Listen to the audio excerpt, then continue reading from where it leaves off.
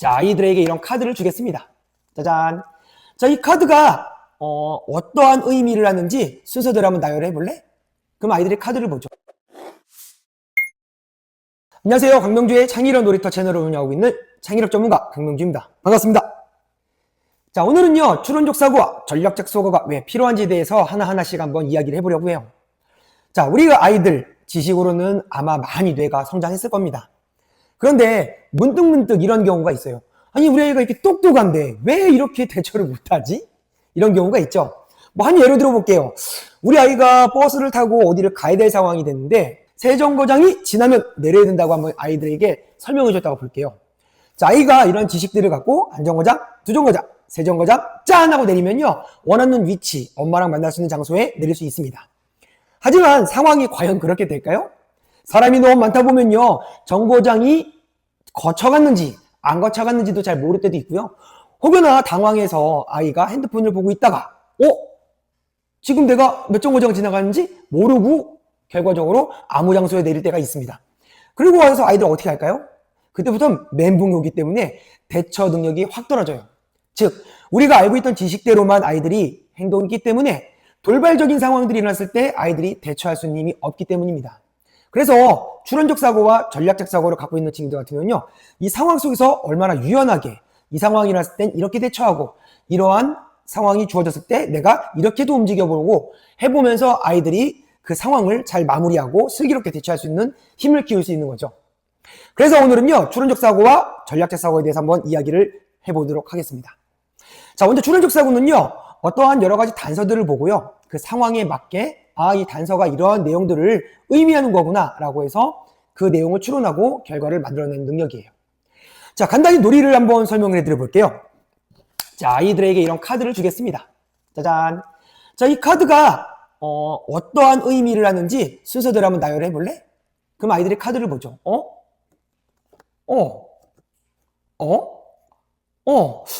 근데 1번이 이거 같기도 하고 이거 같기도 해요. 자세히 보면 알겠죠? 이 친구는 장갑을 끼고 있어요. 이 친구가 아직은 장갑을 끼기 전에 눈을 만졌구나. 1번이구나. 그리고 2번이구나. 그리고 3번이구나. 그리고 4번이구나 라는 거를 이렇게 몇 가지 단서들을 갖고 찾을 수 있게 됩니다. 자, 여기서만 끝날까요? 아니죠. 두 번째입니다. 자, 이와 같이 테트리스를 채울 수 있는 칸을 주고요, 여기에 맞는 조각들을 주세요. 몇 가지 단서들만 나왔죠? 여기 칸에 이게 맞는 거구나. 한번 맞춰볼까? 아이들한테 정답이 없는 거죠, 사실은 이게. 그러다 보면요, 이렇게 맞추다 보면 아이들이 하나씩 하나씩 정답을 찾게 되죠. 안 맞네? 이렇게도 해볼까? 이렇게도 해볼까? 이렇게도 안 맞네? 그러면서 아이들이 맞춰보면서 하나씩 하나씩 정답을 찾아가는 이러한 추론적 사고는요, 아이들에게 이런 상황 속에서 충분히 아이들이 그 상황을 슬기롭게 대처할 수 있는 능력의 힘을 키워줄 수 있습니다. 자, 두 번째는요, 아까 말씀드린 것처럼 전략적 사고입니다. 어떤 목표를 달성하기 위한 목표의 결과값이 있겠죠. 그 결과를 도달하기 위해서 그 과정을 어떻게 전략을 짤 것인가에 대한 내용으로 보시면 돼요.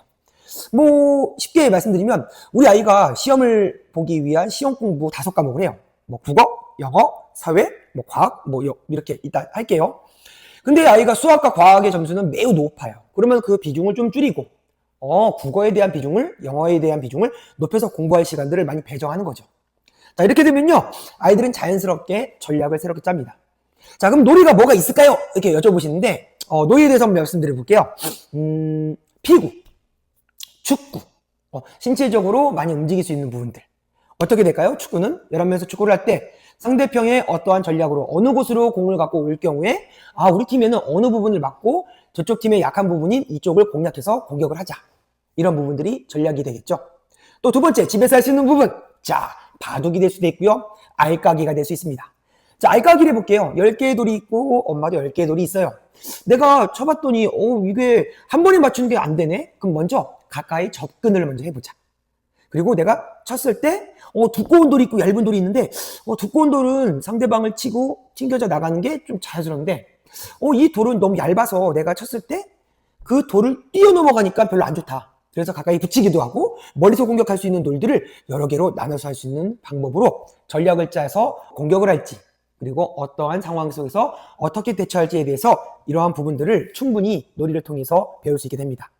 즉, 추론적, 논리적 사고는요, 우리가 알고 있는 지식을 기반으로 다양한 상황들이 일어났을 때 그것을 어떻게 슬기롭게 대처할 수 있는가의 힘입니다.